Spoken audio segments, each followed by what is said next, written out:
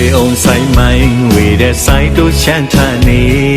မြေပြန်ကသူအချောလာရောက်လာတယ်ပါကလေးမို့မို့တင်မခုတ်ရိုးချစ်စရာကောင်းသူရဲ့အသားကလေးနှုတ်ပြုံညိုကြောင်မို့ဆိုင်ရဲ့ချစ်ရင်ကိုလုံနိုးခဲ့သိချင်လို့တော့လေကိုတကယ်ဖွင့်ပြောရမှာပဲဆိုင်ချစ်တဲ့မြေပြန်ကချစ်သူရဲ့ချမ်းသာလေးတွေသိနေချစ်တဲ့အကြောင်းပြောမယ်ဟောက်ဟက်ဆူလို့ပြောရင်ဟောက်ကောဟက်ဆူလို့ပြန်ပြောခွဲမြေပြန်ကနေရောက်လာတဲ့